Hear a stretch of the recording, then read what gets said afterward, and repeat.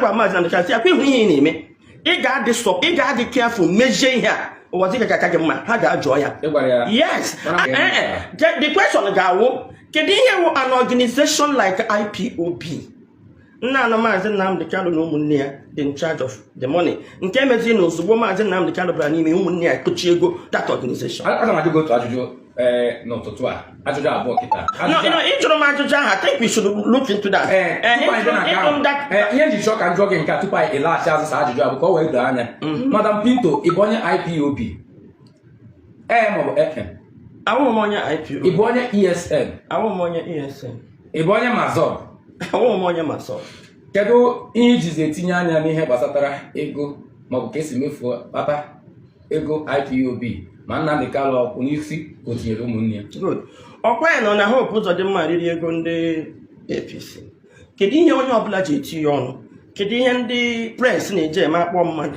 ya na-enyocha ọrụ a press person wụ inyocha enwe ndị news inyocha ya ka ndị mmadụ mana nke bụ eziokwu Madam Pinto maka ile anya ya kịta enwere Kanu nta ị kwadoro ihe Kanu nta ha na-eme n'ọnọdụ a good ya ka m ji kwuo sị ịma na okwu ahụ m kwuru isi na m sọ bịara Kenya no maazị Nnamdi Kanu nwaanyị Nnamdi Kanu ji ụmụnne ya nwaanyị Nnamdi Kanu ji ụmụnne ya etetipụla ụmụnne ya cannot be doing that without his permission ọ bụrụ na ụmụnne ya na-eme ya ọ gụdịrị apụta na public domain in fact it took strength for me to confront that situation. Let me finish. Ma ọ bịara n'ebe a ị na-ekwu sị na ụmụnne maazị Nnamdi Kanu echeghị eche wee kedu isi isi ya ka m na-agwa gị because I'm a journalist. Ana m ekwu at the point you must guide yourself. Ikwu nke mbụ ikwuru kedu ihe mere na ime gị nyocha tupu ịpụtakwuo mgbe anyị kwuru okwu a ịghọtadị ihe a na-akpọ nyocha akpọta gị use the way to pedalize ịjụ amana na onye ajụrụ enwe eziokwu ọma ọ ga-ekwu ya mgbe ahụ mana duto ndị Igbo amana m already even before ndị niile mama as a responsible person the moment m report over here IPOB they left me they tried to warn me say madam I am onye ewu the moment they mattered the true color of Maazị Nnamdi Kanu they will destroy say nobody will destroy me because it is a matter of time. Eziokwu aha na eziokwu apụta people will get to know. So ihe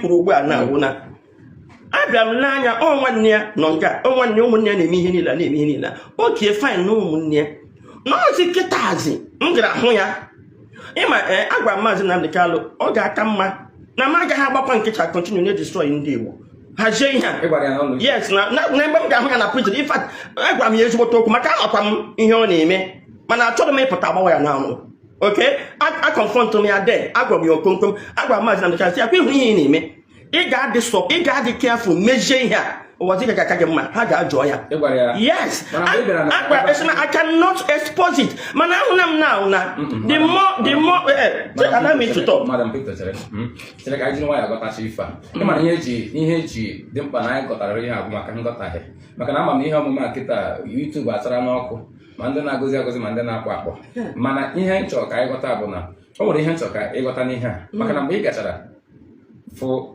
Maazị Nnamdi Kanu na Sokoto mgbe ị gara ebe a ọtụtụ ihe ndị ajụrụ gị kwuru like what nkata gị na Maazị Nnamdi Kanu kpara i kwuru sị na obi siri ike ọ dị na mma na adị n'ọdụ mma mana kịta ị bịara na-ekwusị na mgba na ikwuru ya ịgwara ya sị ma ọ bụrụ na o meghị nke a ụwa dị ike ka aka ya mma na mgbe ahụ na ị chọghị ikwupụta ya kedu ihe meziri iji chọọ ka ikwupụta ya kịta ka nna good akwanyere mmadụ ugwu a na-akwa ugwu nkwanye let me tell you I chopped so many lapses I chopped so many lapses na-emenụ m ji gawa Sokoto agaghị m Sokoto iri rice or ime enjoy ka m kọrọ Maazị Nnamdi Kanu lekwe nke a na-eme ị nwere power stop ihe niile a na okay fix ya maka o si n'aka na-eme ịghọtago mini ya akpa ị gaghị eme m expect na m gara ịdụ mmadụ ndụmọdụ docha ya ọdụ gwacha ihe m hụrụ na-eme mpụta ha bịa ndụmọdụ enyedị m ya ohere ka ọ proses ya mara ihe ọ ga-eme mpụta gbawa ya n'anwụ no ka m pụtakwara again ozugbo nke m pụtazi nọtụ ya kiretizie 100 men again mụnwa ga complain ọrụ ya na ndị otu Metusela na enwezi civil war among our children. Total let me land, please. Na-epush maka mpụta gị, na-epush kwe maka Biafra nwa na-assign ime. Mana ihe m hụrụ ugbu now, ada ekwuzi okwu dị Biafra. Ihe a na-adozi iwu leadership. It's becoming too disgraceful. And then the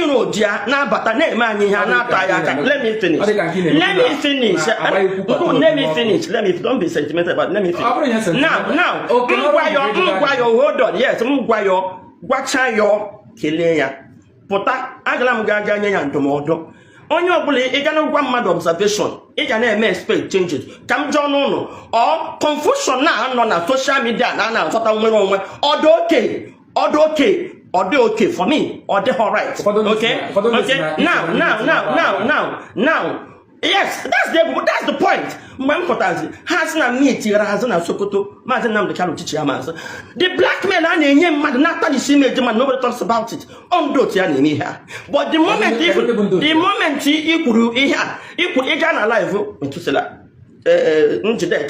name them and when the sinner how would now the Carlo won Shamana help when you have DOS. With the group name DOS attack. So anytime I put a hala, making a suit for peace, and attack. So the moment and the Calipota, they will draw all manner of things. Now, ladies and gentlemen, the Calata, who had I know Zeba, in IPOB, Osuno. Then they are finding the person and the autopilot. Yes, to pay another 100 men. They can now acquire today or nine, indeed, by not easily fed. Or brainwashing church, Buffetezina, in your Maduku, we cannot query it, we cannot question it. I want to say now, women to Ethiopia Shoproya. Well, in your news, in your say more to prayer. Yes, I must say, to remember that. Or the federal government, I'm one that Ethiopia, I come here, unless more news, so now they have unless more fake news. Now, unless more fake news, I'm saying I'm no, yeah, I say some guy Ethiopia. Yeah, now the question, Una, Abraham is in now, you do a meta analysis, so Abraham is in now, they can lawyer Abraham the main interview. Now I want to intel, naturally may arrest. Near trust to African country. Yeah, happy to Europe. Obina Kenya 1 year. On your saga to African country. See my annoyance. This propaganda enable also when they arrest. You know, no one on the DOS. No, if I know, but Emmanuel has only here for we find you back. I saw plenty of find you back in the I saw the Southeast governors. I saw 1 year. Why destroying other people's image? Then it was on yana. Let me and then so we the struggle. And now, yeah. So you need to know about now. Can't put Madame Pito here the mojo. I can't make you judge her name when you but I to come out to get. I don't diabo. I don't and they told me quick. Open and Georgia, Esaya Uzubo, and you know, Otto. Okirikiri nkọwa ya. Awụ na onye do na akọwa na ga kwanya ka ndị mmadụ ga-achọ mejo gị ịkakwanyere na Maazị Nnamdi Kanu. That is ebe a na-aka m na-enwe nsogbu to handsome. So many ga-agụ n'ụzọ. To handsome. I'm not in court nkata ka ị na-akpa. Nkata bụ onye to handsome. Maazị Nnamdi Kanu would the leader of indigenous people of Biafra. Listen, isim na mkwenye na mmadụ. And I'm a queen and a man in the Kanu, no, yeah, with the Biafran struggle. In a good, all the dicey. Mkwenya the struggle, Equenyam, the leadership, and all your plan leader. What if you wanna be it's some Mkwenya Namazin Nam the Kanu, Eleni him, Equenyam Namazin. Mazin Nam the Kanu is a Pitobino. It's some, if you want some Namquenya Pitobi. Yadika, he just some one. Mkwenye na Peter Obi's presidency. Oh yeah, I might not kwenye na Peter Obi in all that things. I have to be very careful. Listen. Oh yeah, we're banning so the Biafran struggle of Buzumazen Nnamdi Kanu where as a personal business. So he got kwenye na the struggle. Kwenye na Mazen Nnamdi Kanu with the leader of IPOB. Mazen Nnamdi Kanu onyendu IPOB. Yes, I keep saying it all the time.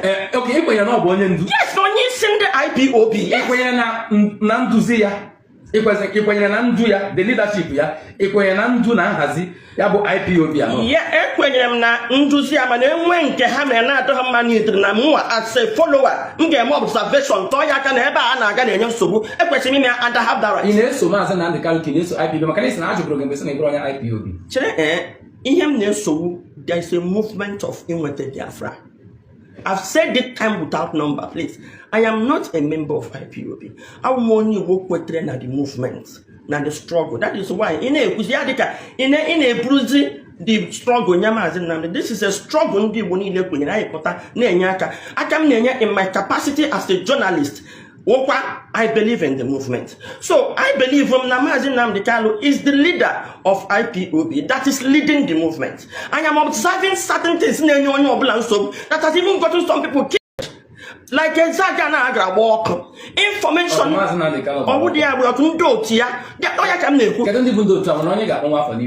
many people come Ogoroga Feba Group like Onya Kemsugu now does as ESN? Ukonye Sana Yakwetana. Na leadership of IPOB. Then go to the ESN. Now that might be something that ESN natures in check. And I mean, with the hand now got their name. Now there's a may observe. See now. IPOB no under one umbrella. I'm not me here on imagine on a question on a public domain. Or question may choose to get and do to no. Nke social media no one. Not na public. Let me tell you, federal government they need to spend 1 naira to investigate IPOB. Everything about IPOB is in the public domain. And now, here on a public domain. If one man the Tihana ESN the same do to a public domain. Now boss to have a and I can have does it mean that they want to value? I have value to anything. I didn't want you so here. If I were about to Tumbe, through what was it? Upon a mass and the Kanapago to Tumbe was in an IPOB and I gave mother. No, IPOB educable. No, you're going to put on a good mother, Apple on your IPOB. No, what one two, Mazen and the Carlo. Bondi and Meremkana, Zagoma, Bondi, to answer people. I think you are trying to ask someone get that's a report on Lamia. Now I'm report on a Zag, and equally you allow me to explain it because what we expect to have. But I want our people to be very calm. I want Biafra land to be calm and peaceful. Calm and very, very peaceful. We are fighting to defend our people, not to them. Yes. We are fighting to defend them. That's why I'm here. I will continue to do so until we get victory. On Monday, onye na defend ma also na ndị 100 men ahụ or something. But that don't ndị mmadụ ga na live Njideka na Canada. Ebe webta were ko video ofu onye na asị na ya wo onye ESN ejikwa ebuja. Ya na agwa ndị Igbo na ha support ụla ESN na Chinasa Nworu ji egbusi ndị mmadụ. That was my outburst. The nuisance, all nuisance to call. It's too much. Correct it. People did not even ask. Why are you about it? All those happen ye, or get him an OG. No, cannot that is wrong. Any leader that cannot be scrutinized, how would they leader? That will not welcome criticism. We are in danger. We are in danger with this.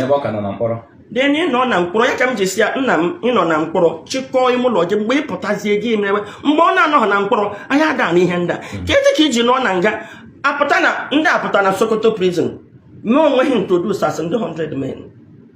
Why not communicate your thing? So federal government amana na enwene 100 men or the right ndị mbo amana na enwene 100 men or the right okay enwe ndị Metusela and has no how to take over from DOS. SDOS. Now here take over. Nothing Metusela and what you say here. Ignore yourself and consent like more. In him concentrate to Olem game.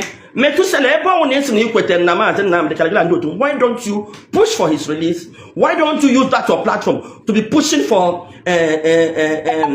Inwete Biafra? Must you Gwalambo and actual DOS?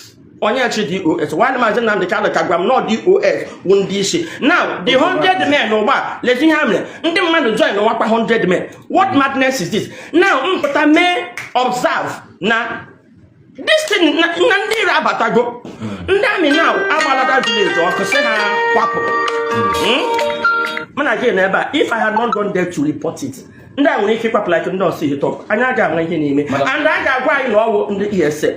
If na Mazen and the Kalo Kayapota through IPOB make a Biafra. ịkwụ na ndị nke DOS, ịkwụ na ndị autopilot, ịkwụ na Liberation Army, ịkwụrụ na Kalụ Nta na nchịkọta okwu gị n'otu nkeji biko ọ gafere n'otu nkeji oge m akụzi. Okay. Ihe m kwuru na anyị na-achọ inweta nwere onwe and anyị kwesịrị nọ under one umbrella. A house that is divided against each other cannot stand. So ihe m na-ekwu bụ na anyị agaghị asị na anyị na-enweta nwere onwe mezi abandon dị nwere onwe na-alụzi the civil war among us. That is why m ji call attention Maazị Nnamdi Kanu. Otu niile a na-akpọ gị aha nke nọ na the middle and they nwere the right and power to settle it because their actions and ihe a na-ekwu na-eme affect ndị nọ n'ụlọ eji egbusi ndị mmadụ eji enye ndị mmadụ nsogbu. Exago is one example. Na ndị otu gị n'ebe a na-eche ha nche dị mma onye otu gị abịakwasịkwa na ọha na-egbusi ndị mmadụ is conflicted. So chịkọọ otu gị ọnụ ka hapụ igbusi anyị ka anyị niile nwee ike iji otu olu na-ekwu. Anyị were otu olu na-ekwu enwee ike put pressure on federal government. Then ị na-asị DOS nwụnụ leadership Nnamdi Kanu nke Nnamdi Kanu so isi m na mụọ kwenye na DOS ya wụ na mekpenụ na the struggle ma ekpe na Maazị Nnamdi Kanu ọ sị na DOS wụ leadership IPOB anọ ya wụ onye isi ha kedu ihe ji na-separate leadership of IPOB from IPOB. Ọ dị mma ebe aka m wee na-ekene gị lọlọ